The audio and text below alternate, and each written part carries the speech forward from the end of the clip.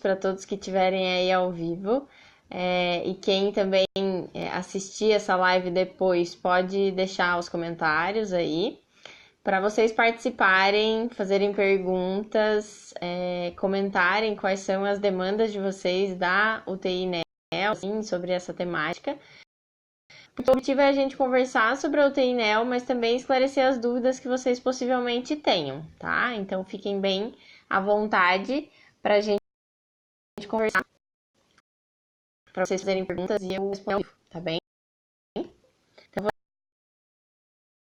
dar mais aí alguns minutinhos até o pessoal conseguir se conectar, até conseguir a live, e aí na sequência a gente começa.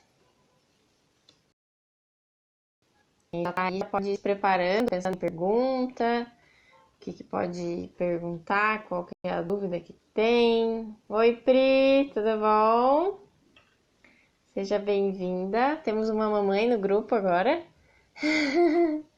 Uma mamãe de uma criança que ficou internado na NEL. Então, seja bem-vinda. Vou ajustar aqui para melhorar um pouquinho a luz. Acho que ficou melhor, né? Vamos ver. Acho que agora ficou melhor. Ficou mais claro, acho. Então, temos aí mais alguns minutinhos para poder começar. Daí logo a gente já dá continuidade.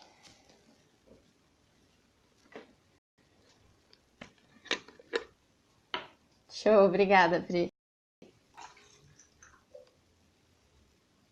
Olá, oi, pessoal. Manuela, seja bem-vinda. Alice, Camila, Mari, sejam bem-vindas.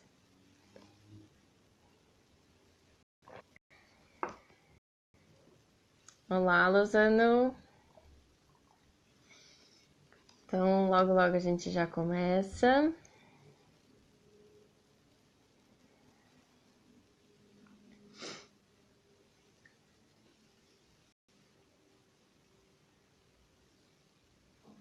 Temos aí 2 minutinhos para as 9, daí a gente já vai começar. Quem já quiser deixar as suas perguntas, fiquem à vontade, tá? Porque a gente vai poder conversar aí durante essa nossa horinha de live, tá? Deixa eu já deixar aqui aberto.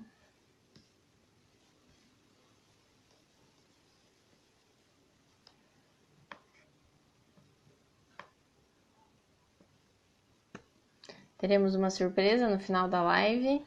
Alguns pode ser que já tenham tido um spoiler pela internet. Mas logo eu já coloco.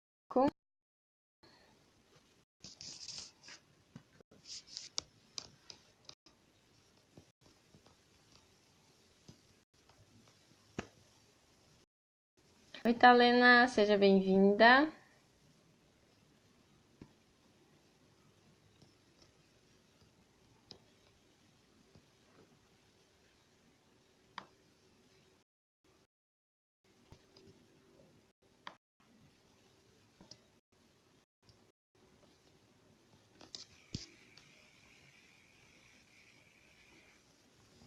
Gente, se durante a live...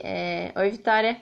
Se durante a live falhar o áudio, alguma coisa assim, comentem aí, que nem as gurias comentaram antes, para a gente poder ter uma melhor comunicação, tá?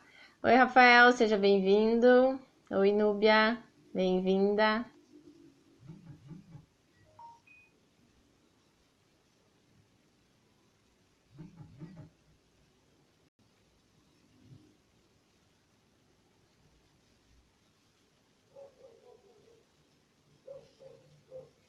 Ah, obrigada, Rafa. Muito obrigada, viu? Top.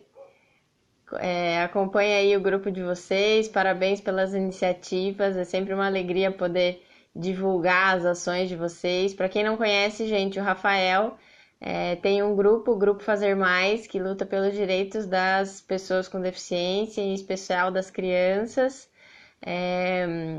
Há um tempo atrás, no começo do ano, a gente fez um piquenique inclusivo, conversando sobre a importância da físio, E então agora veio essa chamada para a gente fazer uma nova palestra. Sim, vamos sim, a gente só marcar e conciliar a agenda nossa. Acho que é bem importante. Quem quiser saber um pouco mais sobre esse grupo, gente, começa a seguir lá o Instagram do Rafael, vai ser bem, bem positivo. Vocês vão ver que tem bastante coisa interessante que eles postam lá. Pais e familiares engajados nos direitos das crianças e das pessoas com deficiência. E a gente tem vários profissionais envolvidos lutando pela causa junto com eles. Então é um prazer poder ter essa troca com vocês. E, Rafa, muito obrigada pela confiança, pelo feedback. Pode contar comigo, viu? Gente, então estamos chegando aí. Vamos ver agora. 9:01. Podemos começar então, gente. Chegou agora então, vou me apresentar. Então, eu sou a Júlia Garzin, sou fisioterapeuta, minha área de atuação é o ambiente hospitalar, o ambiente de terapia intensiva, tanto UTI neonatal quanto pediátrica. Além do ambiente de UTI, eu trabalho bastante com atendimento domiciliar no segmento dessas crianças pós-alta hospitalar. Além do atendimento domiciliar, eu também ministro cursos e palestras, né? Então, aulas de pós-graduação, cursos de extensão, palestras, mini cursos, workshops, todos nessa área de terapia intensiva, neonatal, neopediatria, neuropediatria, que são minhas áreas de formação e de experiência, né? E ao longo do tempo eu fui tendo cada vez mais demanda de aulas, de cursos, e eu comecei também a oferecer consultoria para fisioterapeutas que queiram então ingressar nessa área, que queiram conhecer mais essa área, entender melhor, discutir casos, trocar experiências. Então, são alguns dos trabalhos que eu executo hoje em dia, tá? Além disso, eu sou coordenadora da pós-graduação de Pediatria e NEO pela Faculdade Inspirar, aqui em Florianópolis. Então, após estar aí lançando a sua segunda turma para fevereiro do ano que vem. Então, quem tiver interesse, depois eu posso passar mais informações. Falei um pouquinho de mim, um pouquinho da minha área de atuação e minha experiência. E vou começar, então, a conversar com vocês sobre a fisio UTI neonatal. Então, assim, gente, vou seguir aqui um discreto cronograma para a gente poder fluir um pouco melhor. Gostaria que vocês, ao longo da minha apresentação, da minha conversa, que vocês pudessem interagir, questionar, trocar experiências. Eu sei que tem mães nesse grupo, nessa live, pais, tem fisioterapeutas, estudantes de físio, tem colegas meus de trabalho que a gente troca bastante experiência, então conto aí com vocês para a gente poder crescer junto e compartilhar conhecimento nessa live, tá? Então, a primeira coisa que eu vou fazer é contextualizar, né, qual que é o nosso papel na UTI neonatal, né? Então, a gente tem que refletir que a gente tem um cenário de bastante transformação da UTI neonatal, em que há 20, 30 anos a gente tinha um perfil de pacientes internados em que a mortalidade era muito alta, né? Então a gente tinha várias crianças que muitas vezes não sobreviviam, a gente não tinha tanto recurso, né? Tanto a nível de remédios, quanto de exames, de procedimentos cirúrgicos, de diagnóstico mesmo, né? Menos doenças conhecidas. Então a sobrevida dessas crianças era bem menor, né? Conforme foi passando esse tempo, a gente foi tendo uma mudança no perfil das crianças internadas em UTI neonatal. Então, hoje a gente tem um perfil de sobrevida muito maior, né? Então, a gente tem uma mortalidade menor, só que, em contrapartida, a gente também tem uma morbidade muito maior, né? Então, a gente tem crianças que, decorrentes de uma prematuridade ou de uma anóxia neonatal, acabam ficando com complicações e possivelmente sequelas lá na frente, né? Essa live está sendo realizada no mês de novembro, então estou de roxo, né? Com a proposta do Novembro Roxo. Para quem ainda não sabe, o Novembro Roxo é o mês de conscientização em relação à prematuridade. Eu acho que vai estar espelhado aí, mas é a prematuridade, né? Eu sou fisioterapeuta da UTI neonatal do Hospital Regional de São José. E lá a gente trabalha bastante com essa conscientização, com essas ações para a gente conscientizar sobre a questão da prematuridade, né? Então, a gente pensando nisso, eu estava falando das morbidades, né? Então, a gente tem que levar em consideração que essas crianças vão precisar de um acompanhamento hoje em dia muito mais intensivo do que antigamente, né? Então, hoje em dia essas crianças precisam de uma equipe multiprofissional quando elas saírem da UTI, por exemplo. Acompanhamento com físio, com fono, com terapeuta ocupacional, com psico, se possivelmente ela tiver acesso, musicoterapeuta. Então, assim, o que essa criança puder ter acesso de profissionais de reabilitação, é melhor para ela, né? Melhor para a reabilitação dela. Então, essa é a primeira contextualização que eu gostaria de fazer, da gente pensar e da gente refletir que a gente está num cenário diferente de crianças internadas em UTI neonatal. Se a gente está num cenário diferente, os profissionais têm que evoluir junto com essas mudanças, né? E que tipo de mudanças a gente está falando? A gente está falando de algumas mudanças assistenciais que cuidam um pouco mais para que essa criança tenha menos sofrimento possível no tempo que ela estiver internada. Oi, pessoal! Vamos ver quem entrou aí, que tem bastante gente. Vou dar uma pausa aqui. Coelho, opa, salve, salve! Pri entrou, vamos ver quem mais. Ana, Su. Oi, Fabi, tudo bom? Sejam bem-vindos, pessoal. A gente está conversando. Tem o meu consultor coruja aí. Muito obrigada pelo apoio e pelo incentivo aí. Eu tenho uma equipe que me presta consultoria, né? Que é a consultoria de marketing, de mídias digitais. E a equipe da Coelho Marketing, então ele tá ali falando sobre isso, né? Que hoje é a nossa primeira live. Então, obrigada aí pelo feedback, Coelho. Gente, então, pra gente continuar sobre isso, fazer algumas pausas, a gente vai fazer mesmo, tá? Pra gente poder ir dinamizando essa nossa conversa. Mas basicamente é por isso que a gente tem que conversar tanto sobre a FIS em UTI Neo, por isso que a gente tem que se atualizar tanto, por isso que a gente tem que fazer tanto curso, por isso que a gente não pode parar de estudar e de ler artigo e de se renovar, né? E daí com isso, gente, esse foi um dos motivos de eu querer fazer essa live sobre FIS em UTI Neo, porque que eu tô formada fazem quase 9 anos, que eu tô na área de neopediatria já fazem 8, né? Então, desde a época da residência, de pós-graduação, enfim, comecei a trabalhar bem cedo nessa área e eu fui vendo essa evolução, né? Eu fui podendo presenciar essa evolução, essa mudança da assistência. Com essa mudança na assistência, nós físios... Oi, Labibi! Boa noite! Oi, Bia! Tudo bom? Com essa mudança na assistência, a gente tem que acompanhar. E como é que a gente acompanha? A gente acompanha indo para curso, indo para treinamento, trocando experiência com outros profissionais. Então, o meu objetivo hoje é esse, né? A gente poder trocar experiência, a gente poder compartilhar informações para a gente ter uma construção de conhecimento, para que a gente construa esse nosso conhecimento sobre o TI Neo. E daí, gente, eu queria abrir aí a primeira etapa de perguntas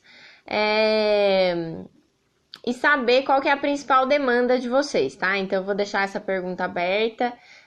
O que vocês gostariam de saber sobre a FIS em UTI Neo? Porque eu tenho aqui uma organização, um fluxo, mas qualquer dúvida que vocês tiverem, se vocês colocarem aqui, eu direciono, tá?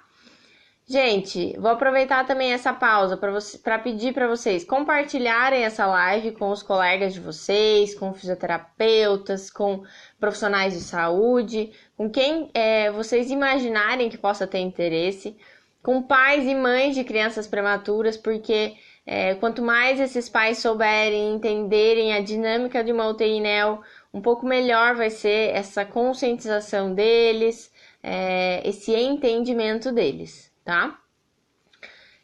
Vamos para a nossa primeira pergunta aqui. A gente tem o que você acha do módulo SMV.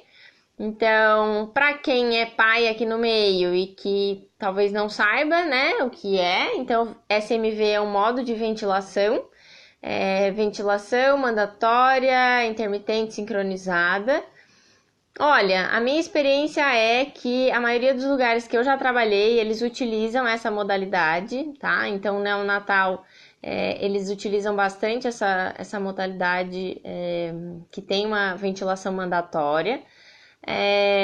Tem alguns estudos hoje em dia que já consideram que existem outros modos que poderia ventilar essa criança, mas eu acho que ela é eficaz, assim, eu acho que ela possibilita que tu treine essa criança e vá desmamando ela da ventilação de forma gradual, né? Mas sempre vai ser uma avaliação caso a caso, assim, mas na ANEL, nos pequenininhos, principalmente quando a gente não tem modos ventilatórios mais avançados, eu acho que ela ainda é uma ventilação que tem benefícios, assim, acho que no adulto a gente tem bastante efeito já que eles já contraindicam, assim, o SMV, mas na ANEL eu acho que a gente ainda tem uma construção e a gente ainda tem efeitos positivos no uso do SMV, tá? Vê se respondeu, se não tu pergunta, tá? Fica à vontade. Oi, Madalena, boa noite. Gente, não esquece, curte a página, compartilha com os amigos, dá like aí na live, compartilha. Essa live vai ficar disponível por 24 horas. Só 24 horas ela vai ficar disponível. Por nada, Bia. Qualquer pergunta que você tiver aí, pode mandar que a gente vai conversando. Oi, Laila. Boa noite. Então, essa live vai ficar disponível, gente, 24 horas, só 24 horas, tá? Então, compartilha aí com os teus colegas, você que está assistindo agora ou você que vai assistir depois que está assistindo a live gravada. Se tu tiver alguma dúvida, manda que eu respondo na página, respondo na tua conta, tá? Então, confere aí, gente, que ainda no final eu vou lançar uma surpresa para vocês aí na temática da neonatal, tá? Então, assim, gente, para quem chegou agora, o que a gente está falando é sobre FISO em UTI neonatal, né? Então, primeiro a gente contextualizou, a gente tem um cenário, a gente tem uma mudança bem grande, a gente tem a entrada da abordagem com o cuidado global, que a gente tem ultimamente, então, uma crescente com o RTA. Olha, mais 2 perguntas. Já vou aproveitar esse gancho da Bia. Você pretende fazer algum estudo na sua unidade com o método RTA? Sim, temos um estudo em construção, tá, Bia? Então, assim, qual que é o nosso cenário hoje com o RTA? Desde que a gente fez a formação, desde que os profissionais da UTI fizeram a formação, a gente tem só o atendimento com o conceito RTA. Para quem não ouviu falar, o RTA é uma fisiorrespiratória gentil, trabalha com o significado do RTA é reequilíbrio tóraco-abdominal. Ele foi criado e idealizado pela professora Maria Ângela, né, que atualmente mora aqui em Floripa. E sim, a gente está terminando a construção de um projeto de pesquisa para começar a ser aplicado na UTI de onde eu trabalho e mais 2 UTIs aqui da Grande Florianópolis, com o objetivo de depois virar um estudo multicêntrico, tá? Então, de crescer esse estudo. Então, sim, essa é uma proposta que está em construção. Toda a nossa abordagem na UTI neonatal é voltada para esse conceito do cuidado global. Então, para minimizar a dor, para que essa criança não sofra, para que essa criança tenha respeitado aí o desenvolvimento neuropsicomotor, os marcos motores, para que ela consiga, sim, ir se desenvolver da melhor forma possível, respeitando a homeostase, respeitando o equilíbrio, né? Evitando um desgaste energético excessivo, evitando uma hiperestimulação, tá? Vou voltar ali que tem mais uma pergunta da Talena. No hospital em que você trabalha, todos os pacientes são prescritos para fisioterapia? Talena, não, tá? Não são todos os pacientes que são prescritos, mas são todos os pacientes que são vistos pela fisioterapia. Então, como é que funciona ali pra gente? Por ser uma UTI neonatal, a gente tem alguns protocolos de manuseio mínimo, protocolos até do Ministério da Saúde, né? Então, a gente tem protocolos de manuseio mínimo nas primeiras 96 horas, até a 34ª semana de vida. Então, a gente tem alguns protocolos que objetivam reduzir o manuseio dessa criança, para que ela não tenha um gasto energético muito grande, para que ela não tenha risco de perder peso, né? Então, considerando isso, o que a gente tem é um bom senso, assim, uma conversa entre fisio e médico, tá? Em que a gente conversa na seguinte proposta, né? Então, se essa criança está em protocolo de manuseio mínimo, para não perder peso, para evitar o risco de hemorragia periintraventricular, essa criança não é atendida. Ela é vista, tá? Pela fisioterapia, então a gente cuida em relação ao posicionamento, em relação à organização corporal, em relação a evitar que essa criança fique em posições de dor, em posições desconfortáveis, desfavoráveis à organização corporal dela, né? Então, essa criança, ela é acompanhada pela fisioterapia, mas ela é atendida pela fisioterapia seguindo alguns critérios, né? Então, quando ela começa o atendimento, é que ela já saiu desse protocolo, ou, por exemplo, crianças muito instáveis hemodinamicamente, então, tudo é ponderado com a equipe médica em relação à medicação, em relação a qual o melhor horário de atendimento. Uma outra coisa que a gente tem bem alinhada também com a equipe é em relação ao agrupamento de cuidados, né? Então, o que seria o agrupamento de cuidados? A enfermagem vai lá fazer os sinais, fazer a medicação, trocar fralda e tal. Aí, na sequência, a fisio atende. Se tiver fono, na sequência, a fono atende, para que depois essa criança receba a dieta e consiga dormir. Com isso, com o agrupamento de cuidados, a gente consegue que essa criança tenha um sono mais duradouro, né? Diferente de alguns serviços que fragmentam. Então, por exemplo, faz cuidados da enfermagem, essa criança recebe o leite, aí fica um tempinho ali dormindo, aí depois eu vou lá, acabo acordando essa criança, se eu não respeitar esse ciclo de vigília e de sono dessa criança. E daí, com isso, a gente fragmenta o sono. Então, o objetivo é não fragmentar o sono dessa criança, tá? Então, é assim que funciona. Talena, vê se eu respondi tua pergunta, se não, pergunta mais aí, tá? Pri, boa noite, Júlia. Onde você trabalha, você possui autonomia para ajuste de ventilação? Pri, então funciona assim, ó. A gente conversa com a equipe médica sobre a ventilação mecânica, tá? Então, a gente discute do mesmo jeito que eles discutem com a gente discute com eles, para que não fique uma coisa de, por exemplo, assim, eu mudo, não aviso ninguém, daí ninguém sabe quem que mudou, ou quando que mudou, por que que mudou. Então, a gente tenta ter essa troca em que eles conversam com a gente e a gente conversa com eles, para a gente poder crescer junto em relação ao ajuste de ventilação, tá? Mas tem uma autonomia, só que a gente considera bem essa troca, tá? Vamos ver aí, gente. Que dúvidas mais temos? Talena, que ótimo, que bom que respondeu. Débora, bem-vinda. Bárbara, Rômulo, olá, boa noite. Então, a gente estava conversando agora há pouco sobre autonomia, né? Então, sobre a forma de trabalho do físio. Uma outra coisa que eu acho importante a gente ressaltar é em relação à troca e mais uma pergunta ali. Já te respondo, Emily. Em relação à troca e à equipe multiprofissional, então a gente tem que ter uma comunicação muito bem alinhada com a equipe, porque a gente trabalha num ambiente bastante tempo junto, muitos profissionais ao mesmo tempo, então a gente tem que ter uma comunicação bem alinhada para a gente conseguir fazer essa dinâmica de trabalho funcionar. Então, para trabalhar em UTI neonatal, se eu fosse para pensar em um perfil de profissional, eu pensaria que na primeira coisa que me vem à cabeça é que ele tenha uma boa comunicação, né? Que ele consiga se comunicar e que ele consiga se relacionar com essa equipe para poder fluir essa dinâmica de trabalho. Emily, ali a hora que tu pergunta, Júlio, o protocolo de manuseio mínimo de vocês é de 96 horas, vocês basearam em algum estudo sobre as 96? Pergunto porque vejo normalmente 72. Então, assim, ó, Emily, Isso também foi uma dúvida que eu tive quando eu entrei nesse serviço, tá? Então, sim, pelo Ministério da Saúde, eles colocam de no mínimo 72 horas, mas tem alguns estudos que falam que nas primeiras 96 horas essa criança tem um risco maior de fazer hemorragia periintraventricular. E daí por isso que alguns dos serviços, que eu sei aqui em Floripa, eu acho que tem dois, o hospital que eu trabalho mais dois, que optaram por estender para 96 horas por conta dessa questão do risco de hemorragia periintraventricular, tá? Então esse foi o objetivo, de ampliar para 96 horas, tá? Mas o mínimo mesmo pelo Ministério da Saúde é 72 horas, tá?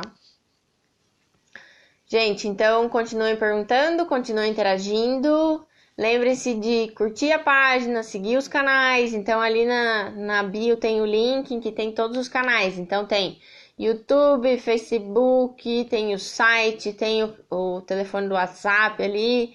Então o que vocês precisarem e tiverem interesse, entrem em contato. Em relação ao atendimento domiciliar, tá? Então pai, mãe, quer ser acompanhado, quer ter o acompanhamento, segmento do seu filho, então entre em contato. Ou vocês profissionais, estudantes de física, que querem ter um direcionamento, começar a trabalhar na área, querem ter uma consultoria, então só agendar ali comigo um horário, tá? Então eu também trabalho com consultoria de profissionais e de estudantes, então a gente pode sim crescer junto. Eu acho que quanto mais a gente estiver alinhado, melhor. Bia, ótima pergunta. O que você acha de estimulação precoce? Bem polêmica essa pergunta, eu diria. Bia, assim, se a gente for pensar na estimulação precoce, a gente tem alguns estudos já que falam, tem um que eu gosto bastante, que é um artigo em inglês, e ele fala assim no título, estimulação precoce, muito precoce? Será que ela é muito precoce, né? Então, por que isso, gente? Porque a gente tem que considerar as fases que a gente tem do desenvolvimento da criança, né? Então, a gente tem que considerar o que acontece com uma criança prematura, a gente tem que considerar qual que é o desenvolvimento, como que é o desenvolvimento fisiológico dessa criança.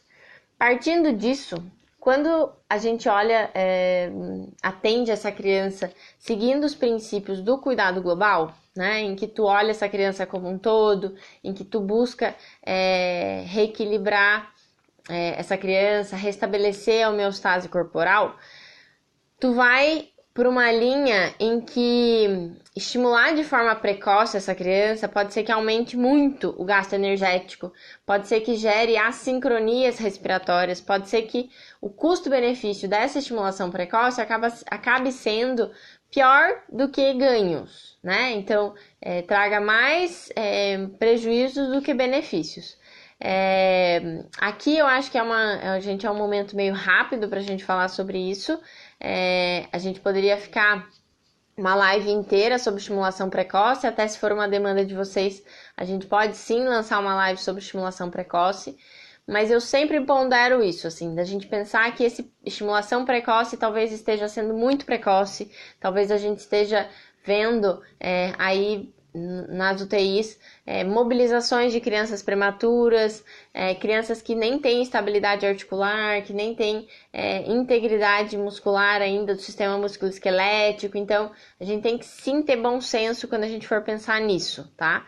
Então, toda vez que vocês forem ler sobre estimulação precoce, tenham um pouquinho de ressalva, pensem um pouco no desenvolvimento fisiológico dessa criança, no desenvolvimento neuropsicomotor. Eu indico para todos os profissionais e estudantes que querem trabalhar com UTI neonatal, UTI pediátrica, que façam a formação no RTA, nessa fisioterapia respiratória gentil, porque o RTA ele é um conceito que ele é um método que ele trabalha com o conceito de cuidado global, onde ele vai estar sempre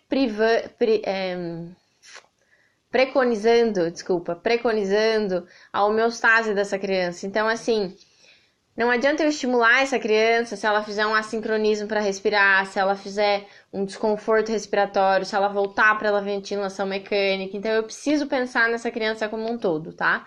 Então esse seria meu posicionamento sobre a estimulação precoce. Eu tenho algumas ressalvas em relação à estimulação precoce e sim, a gente pode conversar isso mais para frente, tá? Bia, vê se eu te respondi e daí comenta aí embaixo. Pri, outra pergunta, onde eu trabalho é rotina bag squeezing e após a aspiração não tem critério se realmente é necessário ou não. O que você acha disso? Pri, então assim, onde eu trabalho não é uma rotina, o bag squeezing, então o bag squeezing é em último caso, tá? Então, e último caso mesmo, se essa criança tem uma rolha e eu não consigo remover essa rolha, e talvez seja a única circunstância que eu vou fazer um bag squeezing, porque a gente tem que pensar, e a gente tem vários estudos falando sobre isso, sobre a questão do barotrauma, né? Então, sobre as pressões de pico que chega nessa criança, então o risco dessa criança fazer um colapso e evoluir com uma telectasia, por exemplo. A gente tem o risco das lesões de cisalhamento, porque a gente distende muito esse pulmão. Então, ali a gente trabalha em último caso mesmo, tá? E em outras UTIs que eu já trabalhei também era assim. Então, eu nunca trabalhei com o bag squeezing como rotina e fazer mesmo sem critério eu acho bem complicado. Eu acho que você tem um risco muito grande. Eu acho que tu, como profissional, assume um risco muito grande de fazer uma lesão pulmonar. Uma lesão pulmonar crônica, né? Então, tu corre o risco de fazer uma lesão por algo que não precisava. Então, esse é o meu posicionamento com bag squeezing, tá? Eu acho que tem que ter bastante cautela quando for aplicar, cuidar bastante com a pressão que tu usa, se esse ambu tá com o limite de pressão ali, para não correr o risco de fazer uma lesão nessa criança, tá? Emily, isso vi inclusive serviço que fala os primeiros 5 dias pelo risco de hemorragia. Exatamente, Emily, bem isso mesmo, tá? Pelo risco de hemorragia, tanto hemorragia pulmonar quanto hemorragia periintraventricular, tá? Principal é periintraventricular. Ai, que show, Bia. Qualquer dúvida, vai falando. Oi, Lê. Oi, Nath. Sejam bem-vindas. Gente, então vou seguir conversando. Conforme for tendo perguntas aí, podem comentar, podem perguntar. O objetivo é esse, tá? Hoje a gente ainda caiu num dia bem certo, que é o dia das mulheres empreendedoras. Então acredito que aí no grupo nessa live tenham várias mulheres empreendedoras. Então desde já eu parabenizo a todas as mulheres empreendedoras que estão aqui presentes na live ou que vão assistir essa live depois, tá, gente? Então, e justamente por isso eu acho que a gente tem que seguir junto. A gente tem que se ajudar, que a gente tá nessa para construir uma trajetória cada vez melhor. E nessa temática de hoje é oferecer uma assistência de cada vez mais qualidade para essas nossas crianças, né? Para quem tá chegando agora, gente, lembrando que a gente tá no Novembro Roxo, mês de conscientização da prematuridade. A gente tá falando sobre FIS em UTI neonatal, tá? Então, se tu chegou agora, assiste depois, que essa live vai ficar disponível. Ela vai ficar gravada por 24 horas. Então, ela vai ficar ao vivo no Instagram. Ao vivo. Vai ficar gravada no Instagram por 24 horas, tá, gente? Então, assiste, comenta, compartilha com os teus colegas. Tá vendo depois, tá vendo gravado e tem dúvida, comenta igual, tá, gente? Então, conto com vocês aí pra gente poder ir trocando cada vez mais conhecimento, tá?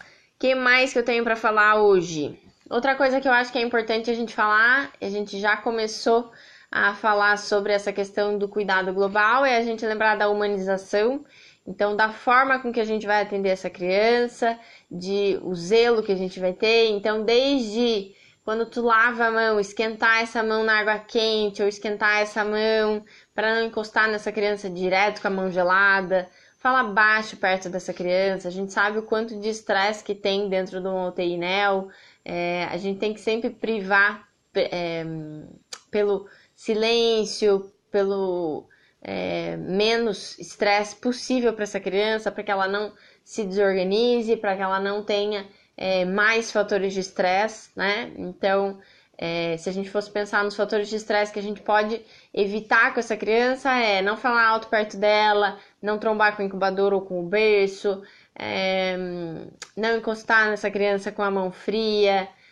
tentar fazer os manuseios mais gentis possíveis, de forma suave, não retirar e não colocar a mão de forma abrupta nessa criança. Então, são alguns dos, diria que alguns dos cuidados básicos que a gente tem que começar com essa criança, tá, gente, no atendimento. Maiara, fala sobre o mercado de trabalho nessa área aqui em Floripa. Tá ótimo, Maiara. Então, assim, ó, até a Maiara tinha me feito essa pergunta antes, eu falei, fala lá na live que eu quero responder para todo mundo ao mesmo tempo. Então, assim, ó, o mercado de trabalho nessa área aqui em Floripa, eu diria que é um mercado em crescimento ainda, tá? Então, a gente está numa capital em que não tem ainda tantos profissionais, tantos fisioterapeutas com formação nessa área, né? Então, eu digo isso porque eu vim do Paraná, eu vim de Curitiba, e quando eu vim para Santa Catarina, eu me mudei para Santa Catarina, foi por oferta de emprego, né? Então, eu recebi uma oferta de emprego na região de Blumenau, ali em Floripa, a região de Blumenau, ali em Santa Catarina também. E daí, gente, o que eu percebi quando eu vim pra cá é que a gente tinha um cenário de mais vagas do que profissionais habilitados e capacitados. E daí eu fui vendo também que muitos profissionais trabalham nessa área, mas não têm formação nessa área. E daí, o que a gente vai começando? Então, primeiro, a gente tem várias vagas, mas não tem tantos profissionais capacitados. Segundo, acaba que os hospitais acabam contratando muitas vezes, principalmente hospital privado, muitas vezes ele contrata mesmo sem a formação, porque não tem outro profissional, né? Então, daí ele vai treinar esse funcionário ali dentro. A outra coisa que eu vejo é que até um tempo atrás a gente tinha uma escassez muito grande de formações nessa área aqui em Floripa e aqui na região de Santa Catarina de forma geral. Então a gente não tinha pós ou cursos de referência em pediatria e neo. Então a gente está aí fechando quase um ano de pós-graduação, então eu trouxe a pós de pediatria e neo para cá com a Faculdade Inspirar em agosto desse ano, então na verdade estamos fechando aí 6 meses, falei errado. A gente tá fechando 6 meses, a gente vai lançar a nova turma agora em fevereiro, depois eu divulgo aí no próximo post para vocês, vai estar disponível, tá? Então quem tiver interesse de trabalhar nessa área, o que eu digo é fazer uma formação na área, tá? Então fazer uma pós-graduação ou se tu tiver condição, fazer uma residência. Só que residência hoje aqui em Santa Catarina, que eu saiba, não tem, né? Na área de neonatologia, né? Eu acho que a gente não tem. Vou até me informar depois, mas até a última vez que eu tinha visto, não tem, tá? A região mais próxima que tem, eu acho que é Porto Alegre e Curitiba, tá? Que mais que eu tinha para falar sobre isso? Ah, tá. Então, eu indico fazer essa questão de a formação, tá? A primeira coisa que eu diria, até porque vários hospitais levam isso em consideração, levam em consideração tu ter uma pós-graduação ou tu ter uma experiência, só que daí às vezes tu não consegue experiência se tu não tem uma formação, então é tipo um ciclo, né? Outra coisa que eu indico, que é essencial, fazer um curso de RTA, gente, para ontem. Quem quer trabalhar com neopediatria tem que ter um curso de RTA, fisiorrespiratória, pelo método RTA, reequilíbrio toracoabdominal, tem que ter, tá? Vocês vão ver que depois que vocês fazem, transforma totalmente a assistência, então eu super indico. Depois eu divulgo ali, RTA Online, tá? É o site do RTA, então se informa, tem em várias regiões, hoje em dia tem várias cidades fazendo curso, mas tem que correr, porque as vagas estão acabando, assim, abre turma e fecha muito rápido, tá? Bruna, você pode falar sobre cálculos ventilatórios que você faz na sua unidade? Bruna, não é uma rotina pra gente os cálculos ventilatórios, tá? A gente fazia muito mais cálculo ventilatório na pediatria. Na neo acaba que é um pouco diferente, assim, ali eles não têm essa rotina, tá? Já trabalhei em hospitais em que tinha essa rotina, mas ali, confesso que não é nossa rotina. Mas, mais pra frente, a gente pode abordar isso de forma mais detalhada, tá? A gente pode conversar um pouco mais sobre ventilação mecânica, a gente trazer outros exemplos de outros locais, mas nessa UTI que eu trabalho hoje em dia, não é nossa rotina os cálculos ventilatórios, tá? Entrou mais gente enquanto eu tava conversando aí, então vamos ver. Camila, seja bem-vinda, Libaque, Rafael, Fernanda, bem-vindos. Gente, estamos aí no meio da nossa live, tá? Então, a gente já esclareceu algumas das perguntas. Quem tiver mais pergunta, pode mandar. Lembrando que essa live vai ficar salva, vai ficar disponível pelo Instagram, tá? Por 24 horas. Então, tu chegou agora, começa a assistir depois que terminar a transmissão. Assiste desde o começo, assiste até o final para tu entender, tá?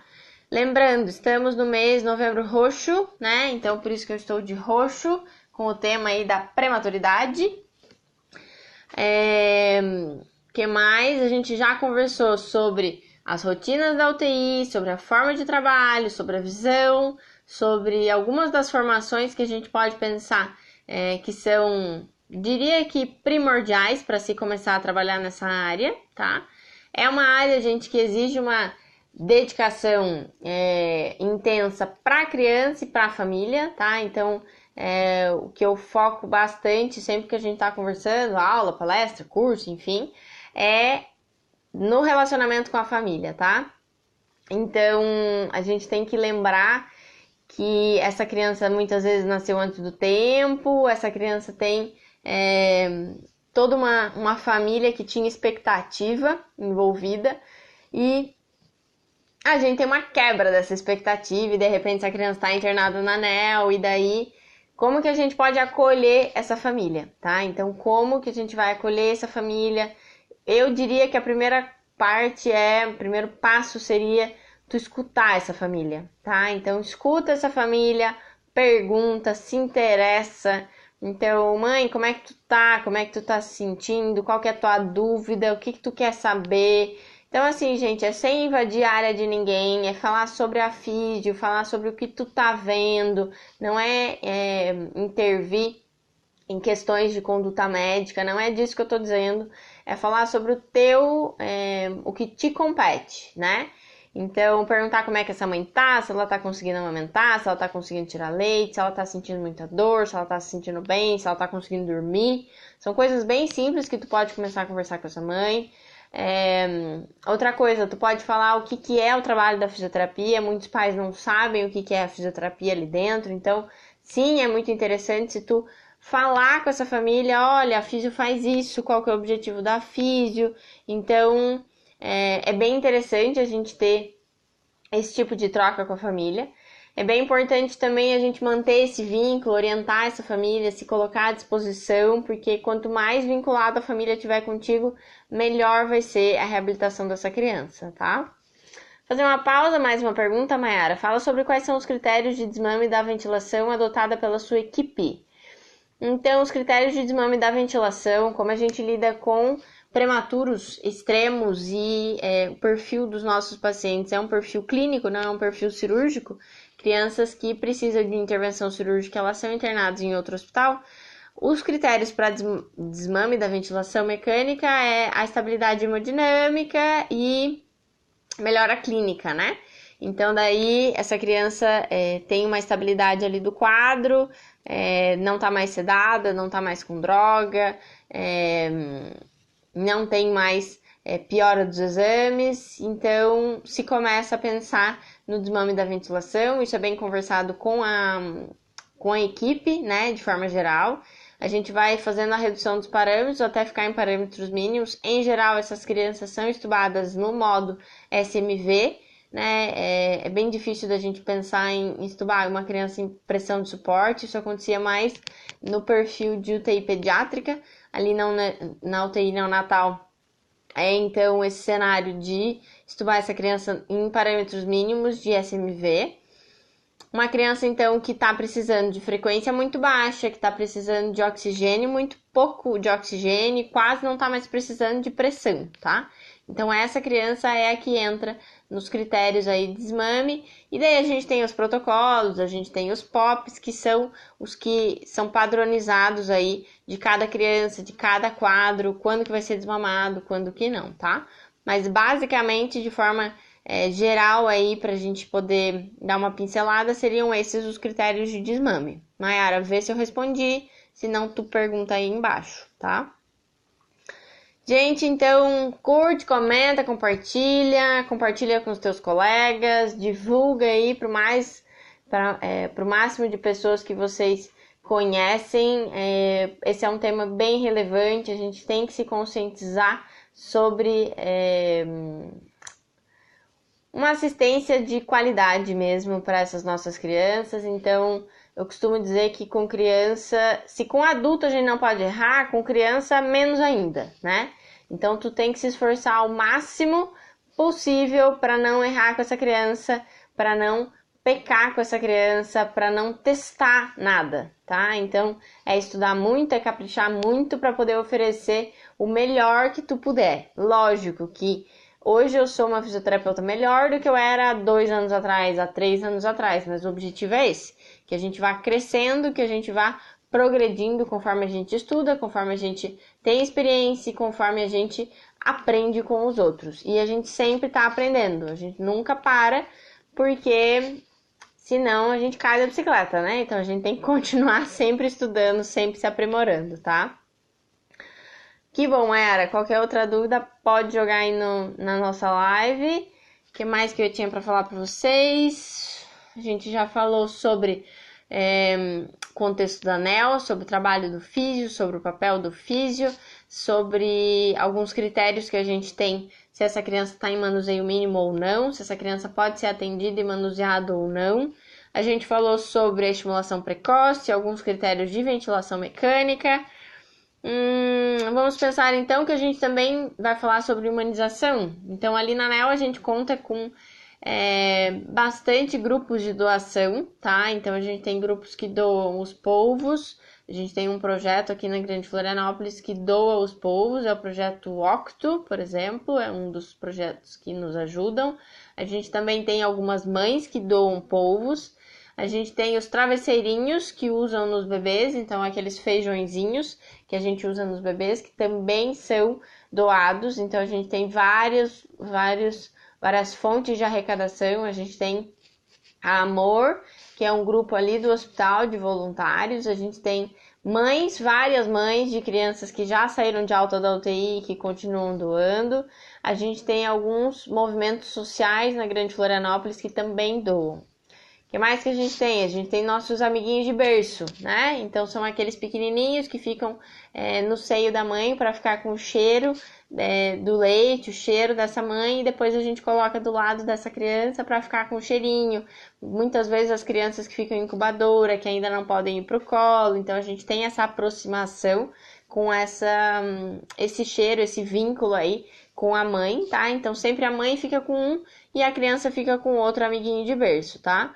Depois, gente, tendo dúvida, pergunta. Depois eu posso fazer outros posts, posso fazer alguns stories mostrando isso pra vocês, mostrando o que é, caso alguém nunca viu. O que é um polvo, Júlia? O que é um travesseirinho? O que é um amiguinho de berço? Então depois eu mostro pra vocês, foto, vídeo, enfim, posso mostrar pra vocês, tá? O que mais que a gente tem? A gente tem algumas, vamos pensar, de rouparia. A gente tem protetores de incubadora, são tecidos decorados que eles isolam então da luz que tem para não ficar direto no rosto dessa criança. A gente tem também as nossas redinhas, que vêm originadas do método canguru, e daí essas redinhas deixam a criança acolhida. Júlia, não sei o que é uma rede. Então tá, vai lá nas minhas postagens, tem posts que tem foto de redinha. Não achou? Comenta, me pede, que daí depois eu faço um story falando sobre as redinhas também. Que mais, gente? Estamos aí faltando 15 minutos para o término da nossa live. Logo já vou lançar a nossa novidade dessa noite. Antes isso, eu queria ver se tem mais alguma pergunta. Queria conversar um pouquinho sobre o perfil dessas crianças que recebem alta da UTI.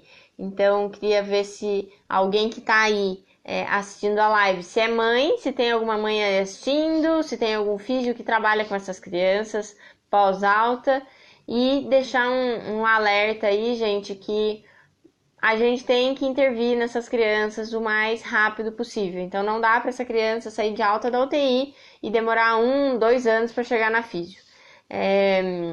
Há 1 mês e meio atrás, mais ou menos, eu fiz uma live com a Clarissa, da Neurocrescer, e a gente estava conversando bastante sobre isso, sobre a importância de um segmento adequado, sobre a importância de não deixar essa criança sem um acompanhamento, sem um segmento, pelo risco que essa criança tem de ter atraso nos marcos motores, dela ter uma dificuldade, então, no desenvolvimento motor decorrente do período da internação, tá? Então, isso é uma coisa que a gente tem que relembrar, a gente tem que pensar sempre que essa criança tem que ser encaminhada para físio, então vai ser para uma clínica, de físio particular, uma clínica pública, por exemplo, vinculada à prefeitura ou vinculada a uma universidade, que daí não tem custo. Então, como que a gente vai fornecer o atendimento para essas crianças? Como que a gente vai viabilizar? Mas, de qualquer forma, essa criança tem que fazer fisioterapia, tem que fazer acompanhamento com equipe multi, tá? Então, físio, fono, TO, psico, quem ela puder, quem ela tiver acesso, para ela ter um desenvolvimento melhor, tá? Além disso, gente, a gente tem que levar em consideração de que a gente tem que trocar informações. Então, não adianta eu atender a físio separada e não conversar com a fono, não conversar com a TO. Então, sempre eu vou dizer do trabalho em equipe, tá? Gente, mais alguma dúvida sobre o nosso tema? Que daí eu já vou começar a falar sobre o que eu tenho de novidade hoje, tá? Então, hoje estamos no dia 19 de novembro. Vamos ver, Camila. É fundamental que o bebê saia da UTI neonatal com encaminhamento para a físio. No meu serviço, tentamos ao máximo que isso aconteça. Show, Camila! É a nossa grande busca aqui também. A gente também tem um protocolo de encaminhamento, então a gente tenta direcionar essa criança para ela chegar na assistência, e essa é a nosso grande trabalho, porque a gente sabe que não são todos que vão ter condição de fazer isso pela forma privada, né? Então, que ótimo que vocês também trabalham dessa forma. Acho que é bem importante quando a gente consegue ter esse alinhamento, né? A Bilis Pediatria, bem-vinda, Thaisa. Quiser interagir aí, fica à vontade. Maiara, na maternidade Carmela Dutra, a UDESC tem um projeto de avaliação mensal do desenvolvimento motor das crianças para termo nascidas lá. É um projeto incrível, assim os bebês não se perdem no sistema. Sim, é um projeto ótimo. Conheço as professoras que trabalham, acho maravilhoso. Acho que são iniciativas como essa, principalmente vinculadas à universidade, que tem uma grande participação nessa reabilitação dessas crianças, então acho maravilhoso. Se a gente for pensar aqui na região da Grande Florianópolis, com projetos assim que avaliam o desenvolvimento motor das crianças, a gente tem a UDESC com projetos assim, a gente tem a Unisul com projetos assim.